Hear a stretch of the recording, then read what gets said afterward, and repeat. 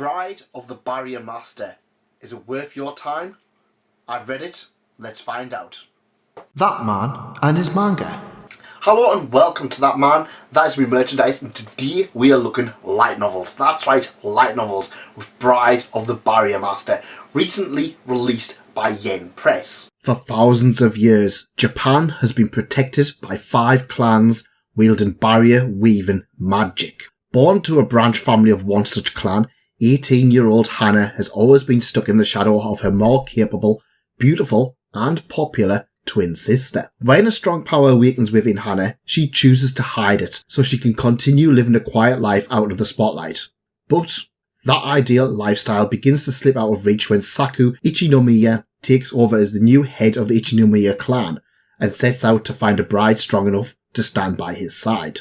Eager to keep her abilities secret, Hana stays clear of Saku, but will she be tempted to sign a marriage contract if it guarantees the peaceful, quiet future of her dreams? Now, to put things at rest, I will be talking about the entirety of Volume 1, so there will be some spoilers abound, and I also want to make it known that I was sent a review copy of this particular title by Yen Press in exchange for an honest and fair review. Honestly, I'm not sure what to think about this one. Now, this one I feel had a lot of really good ideas. However, it was somewhat middling in how it was executed. I really like the whole idea of the whole barrier master thing, so the whole idea that there's these 5 crystals and barriers and stuff like that, and if one of them gets destroyed, all of Japan will be in turmoil, and there's these people who have to basically protect the barriers and pass things down by dam. I really like that idea, and it starts to come a little bit full circle towards the end of Volume 1. However, in the interim, we have what is, I'm assuming, supposed to be a romance between the main character, Hana, and Saku, who is the new barrier master.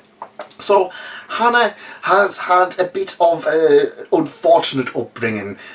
She's never really stood out to her parents. In fact, she discovers something rather unique about herself exactly on her 15th birthday with herself and her twin sister. Her twin sister is the one that her parents always adore. They just fawn over, they're preparing her for her new life, and it's pretty apparent that this twin sister, the older sister, slightly older sister, is destined for great things. However, while sitting there and being pretty much ignored, Hana discovers something. Pretty much suddenly, she's sitting there and all of a sudden she gets super overpowered, awesome powers. That's right. And this is one of the things that I kind of felt was a bit weird with this one. So, I mean, it's a light novel. We've had all of these overpowered characters, these characters who were given incredible gifts all of a sudden, and that's pretty much fine. I mean, I do kind of get the impression that the whole of this thing with the sister where she's been a bit ignored, the parents don't really care for her, she's been trashed, and all of a sudden she becomes like pretty overpowered. I kind of get the feeling that this is a little bit of wish fulfillment in here. Nothing wrong with that. I mean, let's face it, a lot of isekai have a lot of the whole wish fulfillment put in. But, I don't know, it kind of from the start of things, it kind of felt like that. So, the younger sister, Hana, she's pretty much kind of just like, well, you know what it is, I'm not really going to have anything to do with my family. I'm just going to have a peaceful life, as peaceful as I can have it. And, of course, she is enrolled into what is essentially magic school. Now, one of the things I do need to talk about at this point with the video is this is actually not a period piece, despite the front cover. And this is actually the only image we get in here. This is not a period piece. This actually is taking place during modern day Japan. So yeah, they're sent to this school where they can hone their abilities in order to prepare themselves to defend the barrier and become the best they are. It's not hugely important, it's just kind of one of these things, I don't know, this is one of the things with it, it doesn't really kind of define anything in particular. It's got a lot of great ideas, but it doesn't really kind of hone anything particular in and run with it. So, of course, she's overpowered, she's trying to hide her awesome abilities, until one day, when Saku, the newly appointed leader, discovered she's overpowered, and of course he wants to make her his. And that starts off a whole chain of events in which she basically becomes the bride of the character who has a whole issue with the in-laws, because obviously the other sister was the one promised to be it. And yeah, and I'm fine with that as a concept, and I kind of get the whole idea. Oh yeah, she's the chosen one. It's that this thing. It's done time and time again in a lot of romance series, where of course the unpopular character is going to be the one that's picked by the handsome male lead, and that's completely fine. But what I didn't like was how genuinely awful, and I mean awful, pretty much every single character is in this particular series. And when I say awful, I don't mean badly written, I mean they are all genuinely terrible people. The main character, Hannah, she's just kind of, I can get it, I can get the whole thing, oh yeah, you parents didn't really care for me, but now I'm going to be kind of ignore them and not give them anything back. I can kind of understand it. However, even when she starts becoming the bride, it still feels very much, I don't know, she feels bratty and childish, even though at the beginning she is 15-year-old. Later on she is a lot older and she feels very childish and immature, which of course is going to be something that's going to evolve over the coming volumes, and I'm assuming she's going to become a wise, mature person. But in this she's very bratty and genuinely a jerk, and this comes to the other sister as well. It's time and time again we get a lot of moments where it's pretty clear that the other sister genuinely cares about the younger one, and to the point that she would take off like hair clips that's being used by her parents and stuff to make her more attractive and give them to the younger sister just to make her look cuter and more presentable. And it's really nice, and you do get the whole idea that the older sister is being basically brought up just to marry into this position, and that's being taken away from her. And you know what? I kind of genuinely got the impression it's like, oh well, yeah, this is going to be a kind of little bit of conflict, but then it just felt so immature that the young sister was like, yeah, and I was just like, no, at least be a little bit more mature. I mean, quite rightly that the older sister's going to be angry, but then even then the older sister is genuinely just all of a sudden becomes a really massive jerk to the other one, because she's obviously taken her life goals, which she never seemed to really want.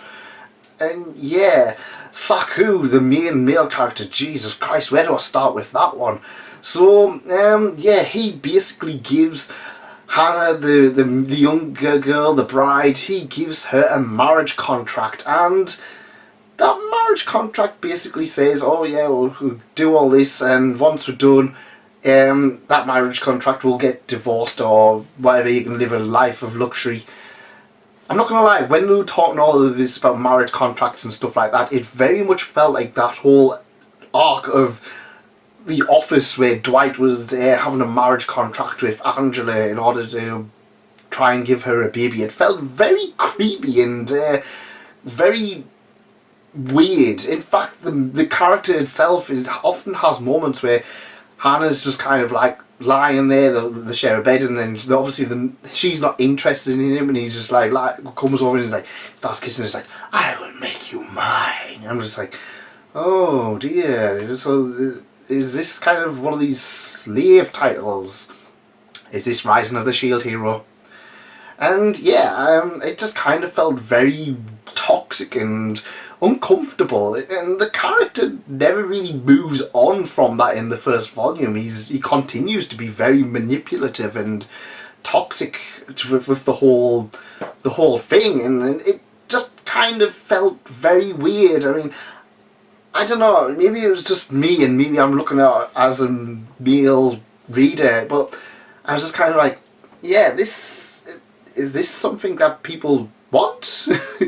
Do you want to be in a marriage contract where you don't get to do anything and you don't get to have a divorce, and I basically control everything? No, it seems really weird, and I was just like, I just couldn't wrap my head around why he was so bad. And you kind of have these little moments where he's just like, oh, maybe he does love her, but it all feels very toxic and possessive and doesn't feel kind of healthy at all.